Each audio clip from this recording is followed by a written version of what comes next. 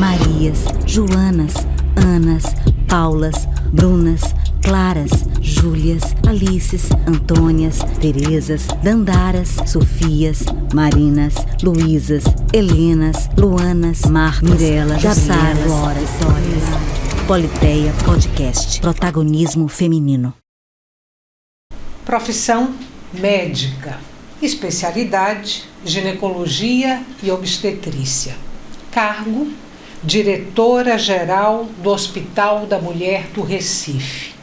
Uma causa, o direito à saúde e à vida dignas. Não por acaso, ela foi uma das pioneiras em Pernambuco na defesa do parto humanizado.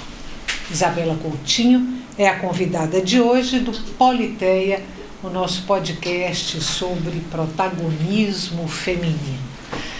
Doutora Isabela, muito obrigada, bem-vinda ao Politeia. E eu quero começar essa nossa conversa trazendo um dado. Um dado do Conselho Federal de Medicina, que diz o seguinte: apenas 27% dos cargos de chefia em hospitais públicos e privados são ocupados por mulheres. Por quê? É um prazer muito grande estar aqui conversando com você, Estela. E aí você me vem com esse dado, né, que para mim, na verdade, foi uma surpresa. Eu não tinha esse dado, que é um dado oficial, né? A gente tem um dado, na verdade, o que a gente observa, que de fato a mulher como, né, ocupando cargos de destaque, vamos dizer assim, e de gestão, né, nos hospitais. Realmente é um número muito pequeno, mas esse número me impactou, né? Então, por que acontece isso, né? A gente não deveria nem estar em 2024, né, discutindo esse tipo de situação, mas a questão que ainda está muito enraizada da questão de que, né, o machismo está aí colocado, né, e as mulheres, de qualquer forma, elas são vistas como menos capazes ainda, né, e isso é assustador, né? A gente não quer ser igual ao homem, a gente quer ter as mesmas oportunidades, né? E eu sou uma mulher que estou à frente do Hospital da Mulher, né? Há muitos anos? Há muitos anos, desde a sua abertura, né? Ele foi inaugurado em 2016. E é muito bom poder dizer isso. Eu fui convidada por ser uma mulher. E aí eu achei de uma sensibilidade muito grande, né, da gestão, porque na verdade o hospital ele é um equipamento da Prefeitura da cidade do Recife e ele é gerido pela Organização Social de Saúde, Hospital de Câncer de Pernambuco. E eu achei isso é fundamental, né, fundamental que uma mulher esteja à frente de um hospital da mulher. Ô, doutora Isabela, então a senhora faz parte, ou você, se preferir... Você, por favor. Você faz parte dessa minoria de 27%. Aí eu quero saber da sua trajetória pessoal como médica, assim, desde o início, né, até chegar a esse cargo de destaque, que é conceber e dirigir o Hospital da Mulher do Recife. Como é que foi essa trajetória? Aí, se teve preconceito, se teve resistência, se teve descrédito, a sua trajetória pessoal, como é que foi? Olha, acabei meu curso em 94 e fiz residência para ginecologia e obstetrícia, né, minha especialidade, e fiz no IMIP.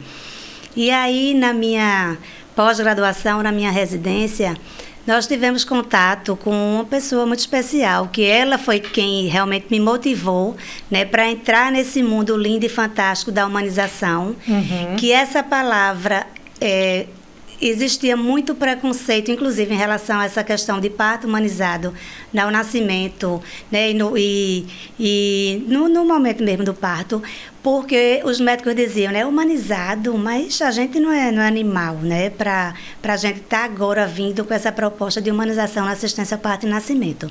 Então, eu conheci Melânia Amorim, né, ela é um ícone, né, da ginecologia obstetrícia, ela que é quem plantou na nossa cabeça, eu falo nossa porque foi na de Leila Katz, que também é uma ginecologista obstetrícia, obstetra maravilhosa, e fizemos um grupo, né, de 3. Acabei a residência, eram 2 anos na época, eu fiz o 3º ano que eu fiz de especialização em gestação de alto risco, e ao terminar a nossa residência, nós montamos um consultório na clínica privada, né? E aí nós viemos com essa ideia, né? Viemos quebrar os tabus e preconceitos, né? E implantando, né? Implantar mesmo essa questão da humanização. Então, o que era humanização? Era a gente colocar a mulher como protagonista daquele, não é daquele momento só do parto, mas daquele período, né, de gestação, parto e pós-parto. Então, a gente saiu de um modelo completamente tecnocrático, né, que é tudo muito mecanizado, a posição em que a mulher paria, né, deitadinha de costas, com a perninha dobrada, era uma posição que justificava apenas pela comodidade de quem estaria assistindo aquele parto. Então, a gente chega, né, para causar aí um furacão na cidade, no estado, de que as mulheres poderiam parir do jeito que elas se sentissem melhor instintivamente, né? Em procurando as melhores situações, as melhores posições, as melhores maneiras e os melhores locais onde elas se sentissem, né, à vontade, com vontade, né, de estar. Então, fizemos isso, não fomos muito, né, muito julgados, né? Foi muito difícil, muito criticadas, mas a gente estava respaldada por um documento da Organização Mundial de Saúde e do Ministério da Saúde, que já havia saído para que a gente tivesse esse nosso respaldo. Mas você quebrar um paradigma, né, não é uma coisa fácil. Então, nós íamos para as clínicas. No IMIP, a gente já fazia, né, esse tipo de assistência, porque a gente tinha lá um apoio, né, da gestão, um apoio da nossa diretoria, um apoio da nossa coordenação. Então, a gente conseguia fazer esse tipo de atuação no serviço público, no IMIP, e a gente foi, né, além dos muros do IMIP, para colocar isso para os pacientes também que tinham essa assistência privada. Então, entrávamos nos hospitais privados com a banheira aquela banheira de bebê, de piscina inflável, e com mangueiras, porque a gente precisava, muitas vezes, colocar a paciente que escolhia ter um parto na água ou o seu pré-parto na água. Então, levávamos banqueta, levávamos aquela bola suíça, que é aquela bola de fisioterapia. A gente ia nos hospitais com essa parafernália e causava muito impacto e muita confusão. Nós já fomos proibidas, inclusive, de entrar em alguns hospitais privados da cidade. E eu estava falando essa semana que os hospitais, eles mesmos, já têm as banheiras, já têm os equipamentos que proporcionam esse tipo de assistência. Ou seja, a resistência a esse conceito do parto humanizado hoje é menor, embora ainda tenha, eu imagino. Ainda tem muita, né? Ainda tem muita, porque tem muitos profissionais antigos ainda que não conseguiram abrir, né, a cabeça. Mas a gente vê também um movimento que vem em grande proporção, vamos dizer assim. Nós continuamos trabalhando no IMIP e formando pessoas, formando médicos e médicas com essa filosofia. Então, a gente vê hoje que tem uma grande quantidade de profissional, de obstetra, que aí já incorporou e introjetou essa questão da humanização e da necessidade de colocar a mulher como centro do processo. E o que é que passa assim na sua cabeça quando você se vê como uma pioneira nesse processo de humanização do parto, de humanização do atendimento, dessa quebra de paradigma? Você olha assim e diz: eu fui uma das primeiras. A sensação é muito boa, né? É maravilhosa, e muito mais do que eu ser a pioneira, né? Nós éramos um grupo. É muito mais do que isso, né? A gente tem a sensação e está vendo que as mulheres estão escolhendo a sua forma de passar a sua gestação e de parir. Isso é muito lindo, assim, é muito grandioso, né? Você deixou a semente Nos serviços privados, inclusive, nós conseguimos formar muitos profissionais e a gente trouxe à tona a discussão, o debate e que proporcionou o conhecimento de outras pessoas de que isso era possível, de que você poderia escolher a forma que você poderia parir, né? Que você poderia escolher se você queria ficar sentada ou caminhando ou deitada, se você queria comer e beber líquido, quem você queria ter por perto no momento do seu parto, se você queria escutar música ou não queria, se você queria tomar anestesia ou não, se você queria fazer um procedimento analgésico que não fosse medicamentoso. Então a gente pode usar música, a gente pode usar água, a gente pode usar acupuntura, a massagem, são tantas coisas que a gente pode, né, proporcionar. Então, assim, é muito grandioso você perceber, né, que você começou esse movimento, né, e que a gente, para conseguir mudar qualquer coisa, nós temos que ter persistência, né? Nós temos que tá imbuído mesmo do que representa aquilo para a gente e do quão importante é aquilo que você quer fazer, e você tem que persistir, e você tem que tentar. Se o hospital A não nos aceita mais, a gente agora vai para o hospital B, né? E aí a gente precisa mostrar e provar, né? Porque a gente tinha que provar que dava certo, né? Então tinha que dar certo. Mas só podia dar certo, né? Você deixar o instinto, você deixar a natureza, né, caminhar como ela deveria caminhar. Os animais não parem, né? Eles vão para a maternidade, eles precisam de uma assistência, assim, de um médico para ter o seu bebê. Então, assim, parir é fisiológico, né? A gente tem que entender que tem situações que vão ser necessárias uma participação, logicamente, de um profissional. Mas é tudo é tudo tão normal e eu acho isso muito, muito lindo. E tem também, às vezes, as mulheres chegam na triagem e não dá tempo delas entrarem no hospital. E a gente vê que a sociedade fica empolvorosa, né? As mídias e as televisões e os rádios, aí ficam querendo colocar isso como notícia, que a mulher pariu na triagem do hospital. Eu acho isso tão bom, Estela, sinceramente. Isso aí, para mim, é uma prova de que realmente a mulher é capaz de parir, né? Independente de qualquer coisa, na maioria das vezes, ela tem a força, ela tem o poder de parir o filho dela, independente. Eu fico emocionada. Que bom que você se emociona até hoje falando desse assunto. Então me responda uma coisa, doutora Isabela, esse conceito de parto humanizado, de atendimento humanizado, que você ajudou a difundir, que você tomou como uma causa, digamos, quase atávica.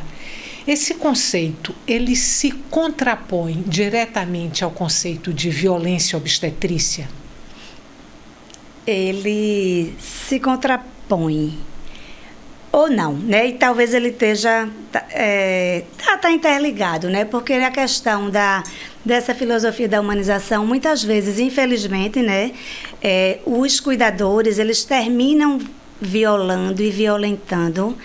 E eu vou dizer, muito sinceramente, eu acho que muitas vezes sem perceber que estão fazendo essa violência, né? Porque muitas pessoas, muitas, inclusive eu aprendi na faculdade, né? Eu aprendi até um certo ponto na minha residência que a mulher tinha que parir deitada, que a gente tinha que fazer um corte na vagina dela, se fosse o primeiro filho, e se não fossem todas as outras mulheres que já tivessem um corte. Então eu entendo que é muito difícil, né, para algumas pessoas introjetar e abrir sua mente para novos conceitos, para novas possibilidades. Então, assim, eu acredito que a violência obstétrica, quando ela existe muito mais nesse sentido, não é por maldade, não é por mecanização, é por você repetir aquelas coisas que você faz achando que aquilo é normal. Você dá um grito numa mulher que está gritando, não tem sentido, Estela, isso é uma loucura. A mulher, isso é fisiológico. E é bom ela vocalizar quando ela está tendo neném ou quando ela está em trabalho de parto. E você vê muitas vezes os profissionais pedindo para as mulheres calarem a boca e gritando para elas calarem a boca. E assim, é antagônico, né? Se contrapõe, mas eu acredito que é por toda uma bagagem, né? É por uma coisa lá de trás que esses profissionais têm e que eles não param para pensar. Será que eu queria ser tratada assim? Será que eu estando no lugar dessa pessoa, parindo, será que eu queria? né? Levar um grito ou levar um toque sem ser permitido e sem eu querer, né, que aquele toque realizasse, as pessoas até tocar, né, na mulher. Ao escutar o neném sem pedir licença já é uma forma de algum, não é uma violência, mas é um desrespeito, né?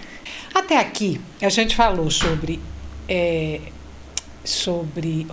a ginecologia e obstetrícia. Para além dessas duas áreas da medicina, existem outras de resistência ou de maior resistência à participação da mulher? Eu ainda não contei minha trajetória, né? Vou voltar para ela. Quando você quiser. Tá. Então, tem algumas especialidades, eu acho que é isso que você quer entender, né? Que existe resistência, né? Mas já tem também muitas mulheres envolvidas aí e interessadas pela área. Eu acho que a cirurgia é uma área de muita resistência para a presença da mulher médica, né? É uma área muito pesada, né? A obstetrícia também, a gente não tem hora, né? A gente não tem hora para dormir, a gente não sabe se o final de semana que a gente, se a gente planejou sair para uma praia ou fazer uma viagem, a gente não sabe se vai poder fazer. Ano Novo, feriado. Novo, Semana Santa, né? Nossos aniversários. E a cirurgia funciona um pouco desse jeito, né? Principalmente quem faz uma cirurgia geral, quem faz uma cirurgia que lida com emergências. E é um curso pesado, é uma residência pesada, né? Então, existe ainda aquela questão, como eu falei, as questões que são inerentes à mulher. A mulher engravida, a mulher precisa tirar licença, a mulher vai se afastar por conta de amamentar o seu bebê, né? A mulher tem uma casa para cuidar e muitas vezes as pessoas acreditam que elas não têm uma rede de apoio e que elas não sejam capazes de assumir sim aquela função. Tem a urologia também, que a gente vê muito pouca mulher, né? Eu acredito que nem seja pela resistência ao entrar, eu acho que ainda está muito na mulher essa questão da não escolha. Eu conheço, eu acho que 2 mulheres que são urologistas e também a questão da proctologia, que é uma parte da cirurgia, né? Que é uma especialidade da cirurgia. Eu entendo também que a gente não tem muitas mulheres ainda no campo de atuação. Doutora Isabela, quero voltar aqui um pouquinho para o Conselho Federal de Medicina, que traz um outro dado, que é o de que as mulheres médicas representam hoje alguma coisa em torno de 49% desse corpo profissional no Brasil. Há uma projeção de que, num curto prazo, as mulheres serão maioria no exercício da medicina. Imaginando que elas serão maioria, isso pode implicar numa redução de resistência, numa redução de hostilidade ou não? Provavelmente eu acredito que quanto, né, maior número se tiver, né, a gente consegue participar desses espaços, né? Eu estou assim, na maior esperança que aumente a quantidade de mulheres que façam gestão em hospitais, né? Então a gente acredita nisso, que aumentando a quantidade de mulher, né, a gente vai ter essa oportunidade, né, maior, e a gente se mostrando, né? A gente mostrando que a gente sabe trabalhar também, né? Que a gente é capaz também, que a gente, apesar de ter filho, casa, né, parceiro, a gente consegue entregar a mesma coisa do que o homem entrega, e até melhor muitas vezes, em determinados setores, pela nossa sensibilidade, né, pela nossa capacidade de compreensão, de nos colocar. Eu acho que a mulher tem muito mais isso, não sei se eu estou enganada, mas de nos colocar no lugar dos outros, até porque as nossas tarefas e as nossas lutas são muito grandes, né? Então, para a gente estar num espaço desse, você tem que ter um equilíbrio, né? Para você estar na direção de hospital. Porque, na verdade, meu celular não desliga nem 1 minuto por dia. Eu não descuido, né? A gente não pode desligar. E eu tenho filhos, eu tenho marido, eu tenho casa, eu tenho minhas obrigações, vamos dizer assim, meus meus afazeres também, né? Eu tenho que cuidar Sua de vida mim, pessoal. minha vida pessoal. Eu tenho que cuidar de mim, eu tenho que manter meu exercício físico, eu tenho que manter minha vida social, eu tenho que ter meus amigos. E assim, todo mundo pode ter. A gente precisa, obviamente, de uma rede de apoio. Mas o homem, para trabalhar, ele precisa da rede de apoio dele. Que ele está lá trabalhando exaustivamente, porque tem alguém fazendo tudo isso que eu estou dizendo por ele, né? Então, a gente ainda tem a capacidade muito maior de fazer muitas coisas ao mesmo tempo, né? Diferente do homem. Mas eu acredito assim, eu tenho fé. Eu acho que eu não vou assistir mais isso, mas eu acredito que as mulheres vão conseguir uma igualdade de oportunidade para ocupar, né, locais de destaque e lideranças. Então vamos voltar para o seu lugar de destaque, que é a direção do Hospital da Mulher do Recife. Antes a gente tinha começado a falar da sua trajetória pessoal, profissional, e aí a conversa foi mudando o curso. Vamos voltar para essa trajetória. Como é que a doutora Isabela Coutinho chegou a ser a diretora, a gestão do Hospital da Mulher do Recife? Assim que me formei, eu fiz um concurso para a prefeitura. E aí eu era médica assistente de um posto de saúde, de uma unidade de atenção básica de saúde. E aí, em determinado momento, eu fui convidada para participar da política de atenção à mulher no nível central da prefeitura. E eu tive a oportunidade de, nesta posição que eu tinha assumido, eu participar da planta, né, do Hospital da Mulher. Então, me deram a planta para que a gente pudesse entender se o que se propunha para aquele hospital era uma coisa que estava de acordo. Então, se precisava ou não de uma ressonância, né? Eu lá lutando pela ressonância, como é que a gente podia fazer? Porque o hospital, as paredes já estavam levantadas, a gente precisava agora pensar no que ia colocar em termos de equipamento, de divisão de espaços, né? Então, assim, eu tenho muito orgulho, eu fui uma das pessoas que lutou muito por termos uma banheira no hospital. A gente tem uma suíte de PPP, que a gente chama pré-parto, parto e puerpério, que tem uma banheira, né, hospitalar, que eu acho que foi o primeiro hospital, né, por aqui, pelo Recife, que conseguiu essa banheira. Então, assim, eu pude participar da concepção. Que eu fosse chegar a ser diretora, eu nem imaginava. Sinceramente, não era nem minha pretensão. Mas quando me chegou o convite, né, o Hospital da Mulher vai inaugurar, e me chegou esse convite, eu fiquei assim muito, muito, muito feliz, que era a concretização, né, de uma vida de 20 e poucos anos de luta pela essa filosofia, porque o hospital, ele nascia com esta filosofia, ele não foi colocada por Isabela, mas Isabela foi chamada por o hospital precisar de ter aquela filosofia. Então, para mim, assim, foi um grande presente, né? Foi uma culminância, né, que a gente poderia, então, estender para muito mais pessoas e colocar isso para um sistema público de saúde, né? A gente poderia oferecer para as mulheres do Recife, e a gente atende mulheres de todo o estado na nossa emergência, a gente poderia oferecer aquilo que a gente achava, né, acha e tem certeza de que seria o atendimento ideal, o atendimento digno, o atendimento humanizado, o atendimento respeitoso, o atendimento que toda mulher merece. Eu quero falar um pouquinho sobre o seu trabalho à frente do Hospital da Mulher. Agora, eu quero trazer aqui 3 serviços que o hospital oferece e que talvez sejam bem definidores desse perfil que o hospital tem e pelo qual a senhora, você, Isabela, doutora Isabela, lutou tanto. 1, o Centro de Parto Normal. 2, o Centro de Atendimento à Mulher Vítima de Violência. E 3, o ambulatório LBT, lésbicas, bissexuais e transexuais transgenitalizadas, que eu já sei que esse serviço foi ampliado. Então, esses 3 serviços são, como eu estou imaginando, definidores do perfil deste hospital?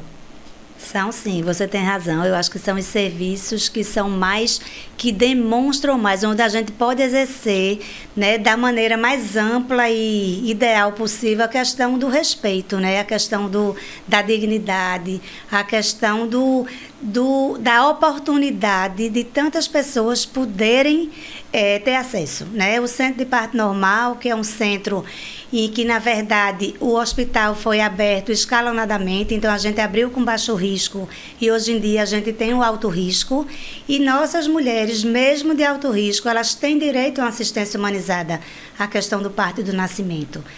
Só que aí, Estela, nesse setor específico, eu vou falar de setor por setor, a gente não consegue, só com o corpo clínico médico, a gente não consegue trazer essa questão desse atendimento ideal, desse atendimento ali, né, a toda hora. A gente tem que ficar ao lado da mulher.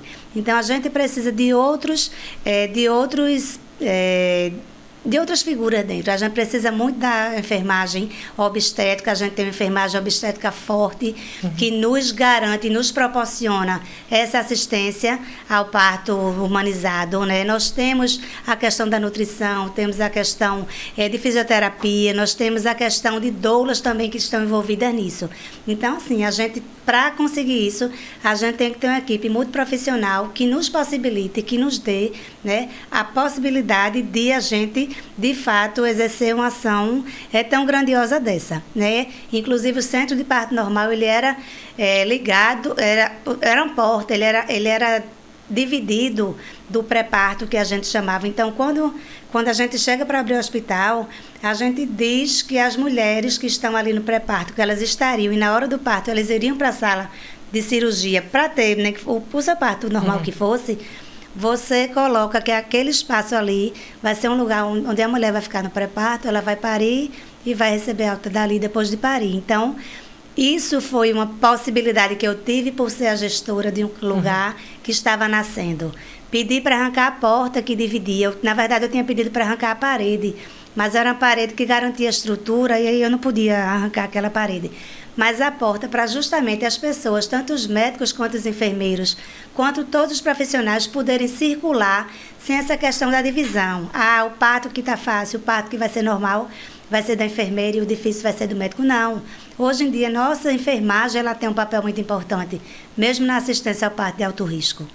Nós temos o Centro da Pessoa, de Assistência à Pessoa Vítima de Violência, que é o Sony Santos, que a gente também consegue exercer essa questão desse respeito, né, dessa dignidade da pessoa que sofreu qualquer tipo de violência. Não é só a violência sexual, é a violência física, é a violência patrimonial, a violência psicológica. Não precisa ser naquele momento em que a mulher esteja sofrendo, que seja o ponto para ela procurar o hospital. Mulheres que já têm uma história de violência ou que tiveram, desde que elas se sintam aptas a poder dividir essa história com alguém, elas podem também ir para esse centro de atenção à pessoa vítima de violência. Na verdade, a pessoa, né? Que são as mulheres, as pessoas que têm útero, incluindo as mulheres, e as pessoas trans, né? As mulheres trans. Então, assim, é um centro também que é formado por profissionais como assistente social, psicólogos, enfermeiros e médicos que trabalham ali em conjunto, que trabalham em equipe para dar essa assistência. E falando no ambulatório LBT, né, que a gente também foi o primeiro desses todos a abrir, que a gente abriu com o ambulatório, para justamente a gente oportunizar... Você fala o primeiro desses hospitais todos? Não, o primeiro serviço do hospital, que ele foi aberto escalonadamente. Então, primeiro nós abrimos o ambulatório e o setor de imagem. Tá. Então, o LBT... Foi o primeiro deles. Ele veio antes de todos os outros serviços. E por quê, né? Porque as pessoas... A gente fica lendo, às vezes, alguns comentários de algumas postagens de Instagram, de redes sociais, e a gente vê muito preconceito, muita maldade, meu Deus do céu, muita falta de humanidade, muita falta de amor ao próximo, né? Ai, porque vai privilegiar essa população, porque essa população ela é tratada de forma diferente, né? É uma minoria, é uma população que precisa ser respeitada, ela precisa ter acesso aos serviços de saúde. Então é isso, a gente proporciona isso para essas pessoas, né? Lá eles vão ter assistência, eles vão poder conversar e as pessoas que estão atendendo, que também é uma equipe multiprofissional, elas vão compreender as diferenças que existem entre as pessoas, né? Eu não sou igual a você, Estela, eu não tenho a mesma necessidade que você, nem no campo físico, nem no campo psíquico, nem no campo mental. Nós somos pessoas diferentes e eu acho que SUS é isso, é você ter aquela questão do tratar pessoas diferentes para problemas diferentes, né? Agora, equidade, né? É Hospital da Mulher do Recife, mas tem alguns atendimentos para homens. Mulher tem. E também para pessoas que não são do Recife, né? Que termina assim, para pessoas que não são do Recife, o hospital nasceu com esse propósito de atender as munícipes do Recife, só que nós temos uma porta de emergência, uma porta aberta, como a gente chega, que não precisa de encaminhamento, é só chegar e como urgência a gente atende, porque o SUS ele nos ensina que a gente tem que dar a assistência a todas as pessoas. Então, o que nasceu para ser só do Recife está mesclado muito ainda com Pernambuco. Eu acredito com a abertura de outras maternidades, de outros hospitais no estado, isso aí a gente consiga, de fato, trazer de volta a essência do Hospital da Mulher do Recife, né, para ter nossas munícipes. E atendemos homens em determinado setor, que é o setor de imagem, né? Porque nós temos o aparelho da ressonância e a tomografia, e que quando o Hospital da Mulher ele foi aberto, ele foi o primeiro aparelho de ressonância do município. Então, a prefeitura precisava, né? Porque ela terceirizava serviços, ela precisava garantir um atendimento de ressonância e tomografia para os seus munícipes. Então, assim, o homem, ele vai lá para o Hospital da Mulher, ele vai para fazer raio-x, ele vai para fazer ultrassom, ele vai para fazer a tomografia e a ressonância, que antigamente era a primeira e a única máquina do município, mas ele vem a partir de uma central de regulação. Ele vem amarradinho, não é chegar na porta e foi atendido, ele vai ser triado, ele vai ser regulado, ele vai ser marcado pela central de regulação da prefeitura. Para a gente terminar, eu queria dividir aqui, doutora Isabela, com você, alguns dados que eu levantei sobre as mulheres na medicina ao longo da história. E depois eu lhe passo a palavra e a gente termina. Primeira informação, na Idade Média, as mulheres médicas eram consideradas curandeiras. Algumas foram condenadas à morte na fogueira. No Renascimento, as mulheres praticavam seu ofício de forma clandestina. Na Revolução Francesa, ali no entorno da Revolução Francesa, acreditava-se que o estudo afetava a mente das mulheres. Somente durante a Primeira Guerra Mundial, pela necessidade de repor os médicos convocados para o fronte, as mulheres foram inseridas de forma legítima na sociedade médica. Doutora Isabela, muito obrigada, não só pela sua participação no Politeia, mas pelo seu trabalho, pelo seu pioneirismo. Acho que o Brasil precisa de mulheres com essa disposição. Muito obrigada. Obrigada também, né, por ter participado, a gente ter conseguido bater esse papo, que realmente para mim, é muito instigante, é muito estimulante. Eu acordo com o propósito, né, de ajudar e de servir as pessoas, e no meu caso especialmente as mulheres, de lutar por elas, não só na questão da saúde, né, mas na questão da vida, na questão de todos os espaços em que ela pode estar, na questão de todo o respeito em que ela pode receber, em todos os sentidos, né, a gente vai conseguindo, né, estar nos espaços e conseguir respeito, admiração, conseguir nossas posições sem truculência. A gente vai de mansinho, a gente vai devagarzinho, a gente vai né, com a nossa... como é que eu digo? Com o nosso jeitinho, né? Mas eu acho que a gente consegue sim, a gente tem que ter persistência, a gente tem que acreditar na gente e a gente tem que entender que a gente pode, né? A gente é capaz e a gente tem direito, né? E a gente merece estar em posições de destaque, em posições que os homens também ocupam. E muito obrigada pela oportunidade de conversar com você. A gente que agradece. Muito obrigada. Para você que ficou com o Politeia até agora, muito obrigada pela companhia. Não deixe de se inscrever nos nossos canais, YouTube e Spotify. E até o nosso próximo encontro. Que nada nos defina, que nada nos sujeite, que a liberdade seja nossa própria substância, já que viver é ser livre. Simone de Beauvoir. Equipe técnica deste episódio. Apresentação e pesquisa, Estela Mari Saldanha. Idealização, direção e edição, Fernando Lobo. Coordenação de produção, Marcelo Rios. Assessoria de imprensa, assistente de pesquisa e produção executiva, Patrícia Braga. Câmeras, João Paulo Mageiro e Vitor Santana. Designer gráfico, Alice Lobo.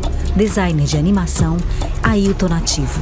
Make-up, Tasha. Administrativo, Cláudia Pedroso, Alice dos Santos e Eliane Ribeiro. Voz da abertura e créditos finais, Cira Ramos. O Politeia Podcast é gravado nos estúdios da Videotape, Recife, Pernambuco.